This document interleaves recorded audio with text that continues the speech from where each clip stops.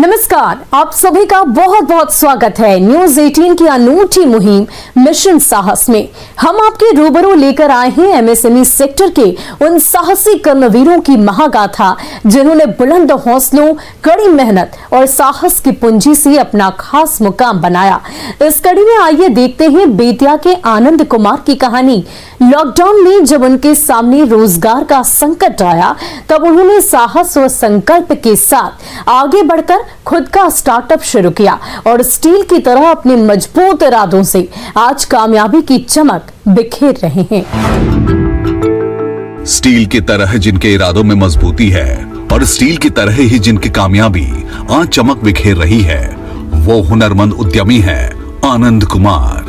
बेतिया के Chanpatia startup zone में आरती enterprises के नाम से आनंद कुमार अपना कारोबार चला रहे हैं, जहां स्टील के कई तरह के बर्तन बनाए जाते हैं। आनंद कुमार दिल्ली में बर्तन बनाने का काम करते थे, लेकिन अचानक महामारी के कारण उनकी रोजी रोटी छिन गई। ऐसे में आनंद कुमार घर वापस लौट आए।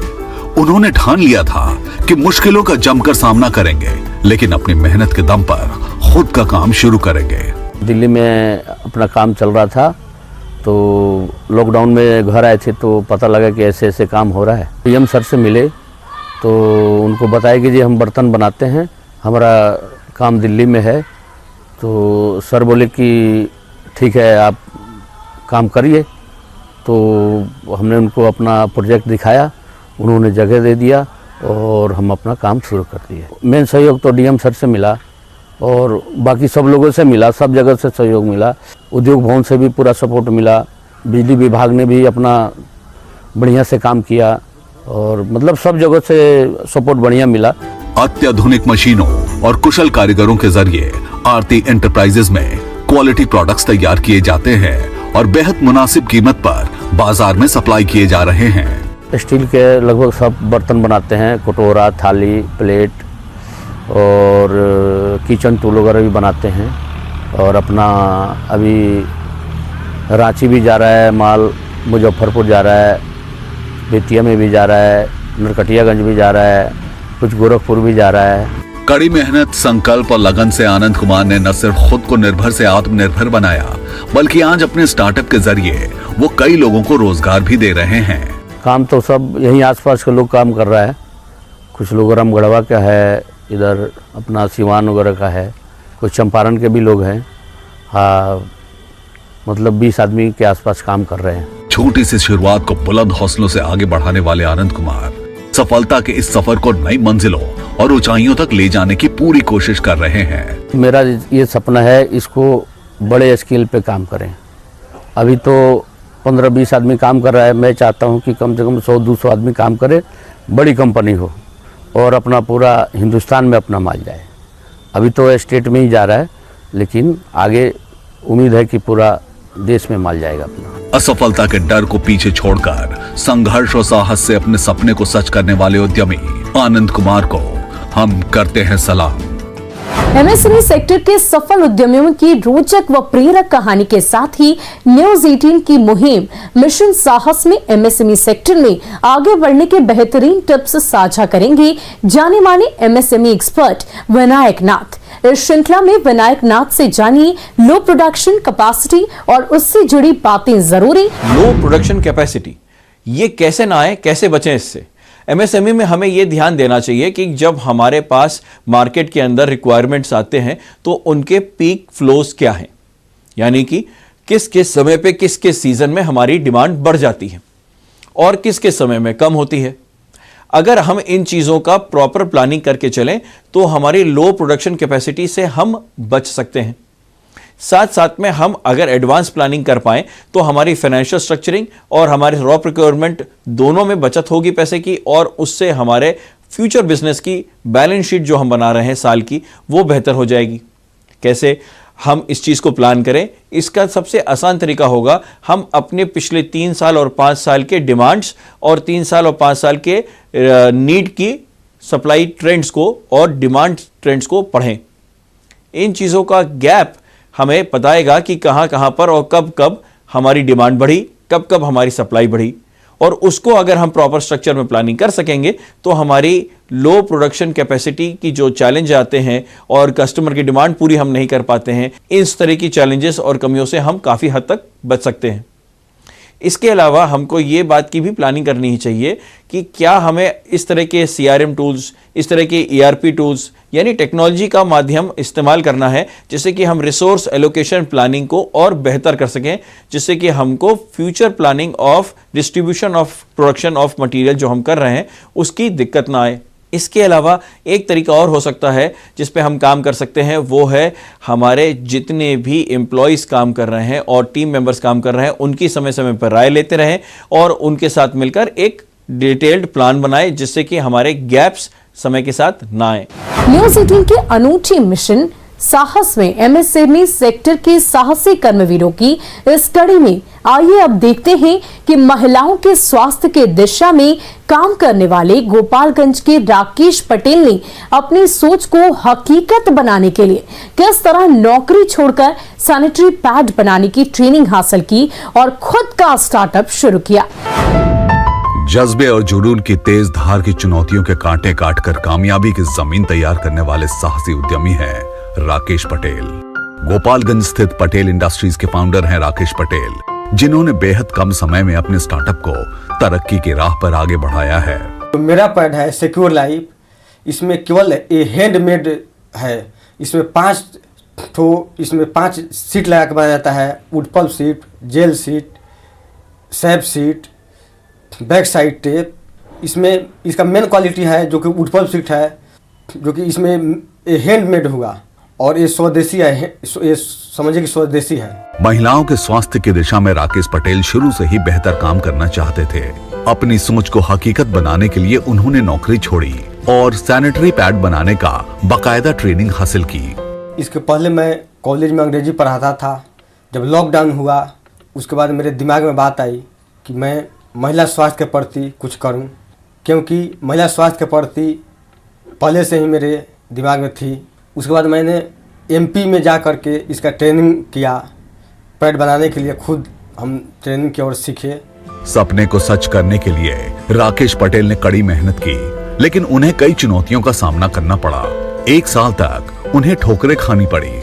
स्टार्ट करने में हमको जहाँ जाते थे लोग बोलते थे कि आप इतना पढ़े लिखे हैं, इंग्लिश के विद्वान हैं, PhD किए हैं, उसके बाद भी पैड बनाइएगा, पैड बेचिएगा, इससे क्या फ़ायदा है, यही सब दिखते आई।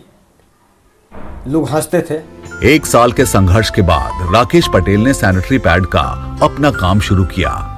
कई महिलाओं को रोजगार दे रहे राकेश पटेल महज मुनाफे के लिए ही नहीं बल्कि जन जागरूकता के लक्ष्य के साथ आज सराहनीय काम कर रहे हैं। ग्वालियर से रॉ मटेरियल मंगाकर राकेश पटेल बाजार से कम कीमत में सैनिटरी पैड की सप्लाई कर रहे हैं। भविष्य को ध्यान में रखकर राकेश पटेल मजबूत इरादों और पूरी लगन के साथ आगे बढ़ रहे हैं। लगातार हमको 1 साल की लगातार मेहनत करने के बाद हमको इंडस्ट्री खोलने के लिए अलाउ किया गया।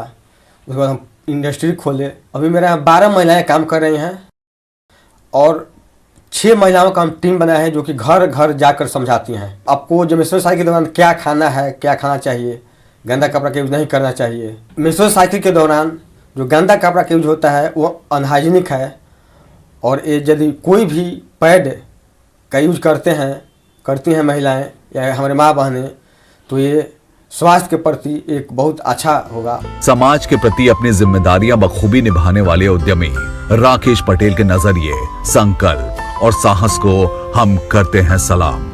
अगर आप अपना स्टार्टअप शुरू करने जा रहे हैं तो उसमें सफलता के लिए किन बातों का ध्यान रखें, इसलिए न्यूज 18 की बड़ी मुहिम मिशन साहस के जरिए स्टार्टअप से जुड़े उपयोगी टिप्स साझा करेंगे बड़ाबिजनेस.com के CEO डॉक्टर विवेक बिंद्रा। नमस्कार, मैं Vivek Bindra, founder and CEO बड़ाबिजनेस.com। आज के इस एपिसोड में हम चर्चा करेंगे अगर स्टार्टअप फेल हो रहा है और आप नुकसान में जा रहे हैं तो क्या करें, उसको कैसे रोकें, कैसे संभालें। पहली चीज आपको समझनी है कि अगर आपका मार्जिन भी कम हो रहा है, सेल्स भी कम हो रही है, तो मार्केटिंग एडवर्टाइजमेंट मत करिएगा। ये एडवर्टाइजमेंट करने का समय नहीं है, ये प्रोडक्ट बदलने का समय है। क्योंकि आपका मार्जिन भी कम हो रहा है, सेल्स भी कम हो रही है, इसका मतलब कस्टमर के पास बहुत सारे ऑब्जेक्शंस हैं, हाँ, वो आपसे डिस्काउंट मांग रहा है और आपकी जगह सेल्स कम हो रही है, मतलब आपकी जगह किसी और की सेल्स करा रहा है, किसी और से सामान खरीद रहा है, तो आपके प्रोडक्ट में गड़बड़ है। एडवर्टीजमेंट करके और कैश बर्न मत करिए, प्रोडक्ट को चेंज करने की कोशिश करिए। और कई कारण हो सकते हैं, जैसे कोविड भी कारण था, अपने पास एक कैश का रनवे मैनेज करने की कोशिश करिए। अगर दिक्कत बहुत आती है तो फिक्स्ड कॉस्ट को वेरिएबल करने की कोशिश करिए, और कहीं से भी अगर कैश का इन्फ्लो आता हो उस पर ज़्यादा फोकस करिए आप। हाँ, क्योंकि बिजनेस का इन्फ्लो, कैश का इन्फ्लो वो आपको बढ़ाना है, पैसे का आउटफ्लो आपको घटाना है, तो उनको आप एक्सेल में बना के एक लिस्ट बना करके उस पर काम करने का प्रयास करिए। इसके अलावा अपनी खुद की फिजिकल मेंटल हेल्थ अगर अच्छी रखेंगे तो आप इस ट्रस्ट को हैंडल कर पाएंगे। जितने बड़े बड़े खर्चे हैं उन पर नज़र डालिए, उनको सर्कल करिए, उनको रीनेगोशिएट करिए, वो किसी कंसल्टेंट को दे दीजिए, वो उसको कम से कम करने की कोशिश करिए। और कोई रेवेन्यू स्ट्रीम अगर आपको मिलती है तो उस पर ध्यान देने की कोशिश करिए, कहाँ से रेवेन्यू स्ट्रीम आ सकती है आपकी। अगर सेल्स नहीं बढ़ रही है तो टीम्स को बोलिए वर्क फ्रॉम होम करें, कंसल्टिंग अपॉर्चुनिटी उनके लिए क्रिएट करें, ट्रैकर मजबूत रखिए एम्प्लॉयज के साथ में कि वो ठीक से काम कर रहे हैं नहीं कर रहे हैं। अगर बिजनेस बिल्कुल डाउन है तो थोड़ा ट्रेनिंग करके टीम्स को वापस बिल्ड करिए। और ये एक टेम्पररी फेज होता है, वापस इंप्रूव कर जाता है, और अपना साहस, करेज बनाए रखिए। धन्यवाद। इसी के साथ अब हम रुकेंगे एक छोटे से ब्रेक के लिए। वापस लौटकर मिशन साहस के श्रृंखला में देखेंगे एमएसएमई सेक्टर के साहसी कर्मवीरों की संघर्ष से सफलता तक की महागाथा। साथ ही एक्सपर्ट से जानेंगे एमएसएमई और स्टार्टअप को आगे बढ़ाने की उपयोगी टिप्स। देखते रहिए न्यूज 18 की बड़ी मुहिम मिशन साहस। ब्रेक के बाद आपका एक बार फिर से बहुत बहुत स्वागत है न्यूज 18 की अनूठी मुहिम मिशन साहस में। आइए अब देखते हैं बेतिया के विजय कुमार की कहानी। वैश्विक महामारी ने जब उनके सामने रोजी रोटी का संकट पैदा कर दिया, तब उन्होंने साहस और मजबूत इरादों के साथ फुटवेयर का अपना खुद का छोटा सा कारोबार शुरू किया। मुश्किल हालात में हार ना माने बिना बुलंद हौसलों से कदम आगे बढ़ाकर मंजिल पर पहुंचने वाले साहसी और जुनूनी उद्यमी हैं विजय कुमार। निर्भर से आत्मनिर्भर बनने की महागाथा लिखने वाले विजय कुमार बेतिया के चनपटिया स्टार्टअप जोन में चंपारण फुटवेयर के नाम से अपना स्टार्टअप चला रहे हैं। यूनिट का नाम चंपारण फुटवेयर के नाम से रखा, इसका एक उसमें चैंप के नाम से मैं ब्रांड का नाम रखा, क्योंकि मेरा मातृभूमि चंपारण से जुटा हुआ है, तो इसीलिए चंपारण के नाम से मैं अपना ब्रांड का नाम रखा हूँ। और स्लीपर बनाता हूँ, शूज बनाता हूँ, और स्कूल शूज बनाता हूँ मैं। आज फुटवेयर का खुद का कारोबार करने वाले विजय कुमार कभी बाहर रहकर काम किया करते थे, लेकिन अचानक आई आपदा ने रोजगार ठप कर दिया और संकट की उस घड़ी में इनकी जिंदगी की दशा और दिशा दोनों बदल गई। मैं अमृतसर में फुटवेयर का काम करता था और लॉकडाउन में हम लोगों को बहुत कष्ट हुआ। वहाँ पे प्रयास था कि इतना कष्ट हो रहा था कि खाने पे दुर्लभ हो गया था। सारी कंपनियाँ बंद हो चुकी थी, फैक्ट्री भी बंद हो चुकी थी, सारे कारीगर ताहिमाम कर रहे थे। उस समय हम लोग किसी प्रयास से आए यहाँ पे बहुत मुश्किल से।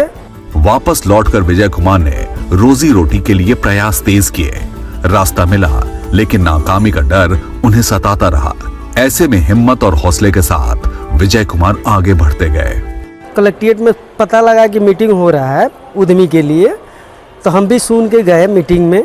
डीएम साहब के आदेश से उद्यमी को फार्म भरा जा रहा था। फिर डर भी लगा रहता था कि कहीं हम लोन के लिए अप्लाई कर रहे हैं, चलेगा कि नहीं चलेगा।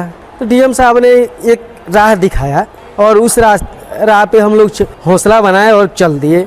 उम्दा क्वालिटी का रॉ मटेरियल मंगवाकर विजय कुमार उसे एडवांस्ड मशीनों और स्किल्ड कारीगरों से बनवाते हैं और बड़े पैमाने पर कई शहरों में सप्लाई भी कर रहे हैं। सबसे पहले हम उद्योग नगर से सामान मंगाते हैं, फीता भी लाते हैं और सीट भी लाते हैं, यहाँ पे बनाते हैं, ऑपर सिलवाते हैं और सोल खरीद के लाता हूँ और यहाँ पे अपने पास मशीन पे बनवाता हूँ। विजय कुमार अपने स्टार्टअप में उन स्थानीय लोगों को रोजगार देकर मजबूत कर रहे हैं जो कभी अमृतसर में उनके साथ काम किया करते थे और लॉकडाउन में रोजगार छिन जाने से मजबूर हो गए थे। अमृतसर से ही कारीगर लाया था और इधर के ही सारे कारीगर हैं। ठीक है, कम से कम 16 कारीगर अभी यूनिट में काम करते हैं। 10 कारीगर बाहर जैसे बाइक से घुमा कर बेचते हैं। अभी तो काम कर रहा हूँ, अच्छा से चल रहा है। मेरा सपना है कि इससे भी बड़ा, जैसे दिल्ली हो गया, मुंबई हो गया, मेरा ब्रांड ही के नाम से ही जाए। अपने हौसले, जुनून और साहस से चुनौतियों पर विजय पाने वाले मेहनती उद्यमी विजय कुमार को हम करते हैं सलाम। न्यूज 18 की अनूठी मुहिम मिशन साहस के जरिए आइए अब जानते हैं एमएसएमई सेक्टर में आगे बढ़ने के बेहतरीन टिप्स प्रसिद्ध एमएसएमई एक्सपर्ट विनायक नाथ से। इस श्रृंखला में विनायक नाथ बताएंगे मॉडर्नाइजेशन और एक्सपेंशन से जुड़ी जरूरी बातें। एमएसएमई में एक बहुत बड़ा चैलेंज देखा जाता है मॉडर्नाइजेशन और एक्सपेंशन का। इसको किस तरह से हम लोग हैंडल करें और बचें, इसके बहुत से तरीके हो सकते हैं। मूलतः हमको प्लानिंग करने के जो 4-5 तरीके हैं, आइए उन्हीं पे बात करते हैं। सबसे पहली चीज जो हम देखते हैं मॉडर्नाइजेशन की, वो होता है टेक्नोलॉजी का, मशीनों का, एम्प्लॉयज की ट्रेनिंग का, या फिर हमारे रॉ मटेरियल प्रोक्योरमेंट के सोर्सेस का। इन सब को अगर हम अगले 3 साल के लिए ट्रेंड करें कि हमारी मार्केट इंडस्ट्री कहाँ जा रही है, हम जिस सेक्टर में काम कर रहे हैं उसकी नीड्स क्या हो रही हैं, उनके साथ क्या ज़रूरतें आ रही हैं, तो हम प्लान कर सकते हैं कि क्या क्या चीज़ें हमें अगले 3 साल में ज़रूरत होगी। उन सारी ज़रूरतों को रिसोर्स प्लानिंग करके हम इन मॉडर्नाइजेशन के टूल्स का उपयोग कर सकते हैं। इसके अलावा एक और चीज़ करने की ज़रूरत होती है, वो है क्रिटिकल रिसोर्स प्लानिंग। यानी कि कब कौन सा रिसोर्स हमारे लिए क्रिटिकल हो जाएगा जिसके बिना बिजनेस चलाने में या उस एम्प्लॉय के ना होने पर बिजनेस को सही माध्यम से काम कर पाने में दिक्कत आएगी। इस क्रिटिकल रिसोर्स प्लानिंग को हमें हर वक्त ध्यान देना चाहिए, चाहे हम मॉडर्नाइजेशन कर रहे हों या एक्सपेंशन कर रहे हों या नहीं। इसके अलावा एक्सपेंशन के चैलेंजेस, हमें यह देखना चाहिए कि मार्केट एक्सपेंशन करते वक्त क्या हम सेक्टर वाइज एक्सपैंड कर रहे हैं, क्या हम डेमोग्राफिक एक्सपैंड कर रहे हैं यानी कि एरिया वाइज कर रहे हैं, या फिर हम केवल ये देख रहे हैं कि हम नेशनल और इंटरनेशनल कर रहे हैं। हमको मार्केट की पहले रिसर्च कर लेनी चाहिए और ये जानकारी ले लेनी चाहिए कि कौन से प्रोडक्ट्स हैं ऐसे जो मार्केट में वहां हम पहले उतार सकते हैं। और हमें फिर उसके बाद ये देखना चाहिए कि हमारे टॉप 3 प्रोडक्ट्स जो हम बनाते हैं उनमें से कौन से उस मार्केट की नीड से मैच करते हैं। यदि मान लीजिए सिर्फ एक ही प्रोडक्ट हो तो हमेशा एक ही प्रोडक्ट उतारना चाहिए, मैक्सिमम 2 SKU के साथ। इन सारी चीज़ों को अगर हम एक साथ समायोजित करके चलें तो हम बहुत अच्छे से अपना मॉडर्नाइजेशन और एक्सपेंशन कर सकते हैं। न्यूज 18 की अनूठी मुहिम मिशन साहस में एमएसएमई सेक्टर के साहसी कर्मवीरों की महागाथा की इस कड़ी में आइए अब देखते हैं कि जिंदगी के उतार चढ़ाव के बीच कैसे दरभंगा की आशा झा अपने पैरों पर खड़ी होने के जज्बे और जुनून के साथ आगे बढ़ी। अपने हुनर से मधुबनी पेंटिंग को किस तरह उन्होंने नई पहचान दिलाई और आज एक सफल महिला उद्यमी के तौर पर महिला सशक्तिकरण को बढ़ावा दे रही है आशा झा। कोरे कपड़े पर आकर्षक व अनूठा संगम है रंगों और कल्पना का। इस इंद्रधनुषी दुनिया को अपने हुनरमंद हाथों से बनाने वाली बेमिसाल कलाकार और उद्यमी हैं आशा झा। मेरी मम्मी बहुत अच्छी कारीगर थी, मतलब कोई भी चीज़ बहुत अच्छे से बना लेती थी, तो वहीं से हमको सीखने का, जैसे कोई चीज़ देखते थे तो पहले हम स्वेटर का बहुत बिनाई करते थे, उसी में हम रंग बिरंग डिजाइन करते थे। मेरी नानी का अर्पण बहुत अच्छा होता था। ऐसा लगता था कि कहीं मुश्किलों के अंधेरे उनके हुनर की चमक निगल न जाए, लेकिन आशा जी उम्मीद और हिम्मत के साथ चुनौतियों से लड़ती रहीं। एक समय हमको मतलब इस स्थिति में हम आ गए थे, जो सामान मेरा बिक नहीं रहा था, 2-4 बहुत दिक्कत हो गया था। हमको एक शौक था जो बस इन लोग को पढ़ाना बहुत अच्छे से, तो हम बोले चलो, हम पढ़े हुए तो थे ही, हम बोले 2-4 घर बर्तन मांज लेते हैं, उसके बाद जो पैसा आएगा तुम लोग बताना नहीं किसी को, जब पापा को भी नहीं बताना जो हम काम करते हैं। कहते हैं कि जो जिंदगी के तूफान में साहस के साथ डटे रहते हैं वो देर से सही लेकिन अपनी मंजिल तक जरूर पहुंचते हैं। बहुत कठिन था उस समय, जो हमको पता नहीं था जो कहाँ इसको बेचा जाए नहीं बेचा जाए, तो फिर हमको पता चला जी वस्त्र मंत्रालय मधुबनी में है, आई कार्ड बनेगा तभी स्टॉल मिलेगा। उस समय 2 साड़ी, 4 कुशन, 2 पोस्टर, इतना ही था। फर्स्ट बार जो गए थे पटना एग्जीबिशन में छोटा मोटा जाते गए। हमको 9 में जब स्टेट अवार्ड मिल गया, उसके बाद से हम पीछे मुड़कर नहीं देखे। सपनों को साकार करने की राह में आशा जी ने आर्थिक से लेकर सामाजिक दिक्कतों का भी सामना किया, लेकिन पूरी मजबूती से वो डटी रहीं। सबका नजरिया जो है ना सो गलत नजर से सब देखते थे हमको, कभी काल बहुत बुरा लगता था जो लोग ऐसे क्यों सोचते हैं, लेकिन मेरी बेटी और मेरे हस्बैंड बोलते थे तुमको जो मन होता करो। बेटी लोग हमको बहुत सपोर्ट की। आशा जी ने हमेशा क्वालिटी के साथ नई डिजाइन पर फोकस किया। समय समय पर वर्कशॉप के जरिए अनगिनत लोगों को, खास तौर से महिलाओं को सिखाकर उन्हें रोजगार से भी जोड़ा। मेरी एक NGO है हमारी आशा के थ्रू, हम अपना वर्कशॉप हम शुरू किए। इसमें कम से कम Canada, Malaysia, Japan, USA, Australia और सारे देश के बच्चे हम अपने फेसबुक पर डाल दिए थे। उससे इतने जुड़े जो हम 2 शिफ्ट में हम सिखाते थे।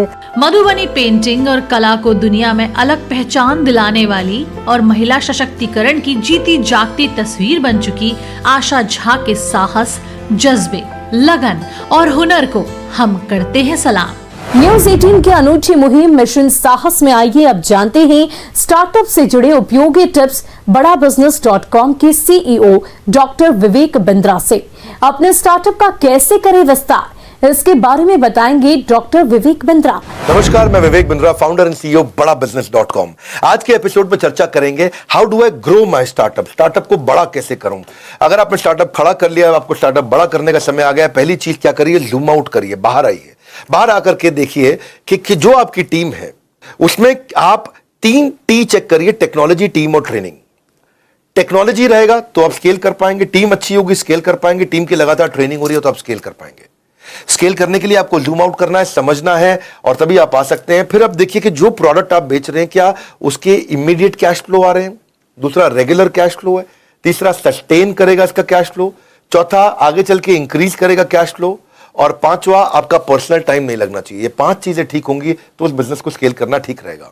तो ये 5 प्रश्नों का जब उत्तर होगा उसके बाद अब क्या करना है, अपना टाइम फ्री करना है आपको।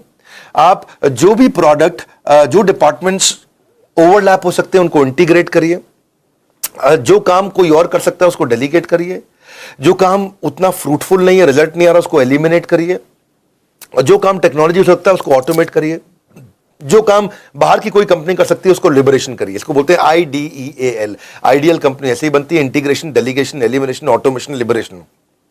अब इसके बाद आप ये देखना है कि ज्यादा कस्टमर आने से ज्यादा टर्नओवर बढ़ता है, ज्यादा ट्रांजैक्शन होने से भी आपका टर्नओवर बढ़ता है, ज्यादा फ्रीक्वेंट लॉयल कस्टमर हो जाए तो आपका टर्नओवर बढ़ता है, ज्यादा प्राइस चार्ज कर लो तो आपका टर्नओवर बढ़ता है, या ज्यादा तरह की प्रोडक्ट रेंज ले आओ तो ही आपका टर्नओवर बढ़ता है। 5 प्रकार के मैंने आपको उपाय बताया जिससे आपका टर्नओवर बढ़ता है। याद रखिएगा, अगर आपको बिजनेस स्केल करना है तो आप ज्योग्राफी के थ्रू जाएंगे, नई नई लोकेशन पर जाएंगे, नए नए प्रोडक्ट लेके आएंगे। और ये जो मैंने आपको टिप्स दिए हो सके तो उनको दोबारा सुनिए, तभी आप अपनी स्केल करने की तैयारी को पूरा कर पाएंगे। धन्यवाद। न्यूज 18 की अभूतपूर्व मुहिम मिशन साहस में हर हफ्ते हम आपके रूबरू लेकर हाजिर होते हैं MSME सेक्टर के साहसी कर्मवीरों की महागाथा।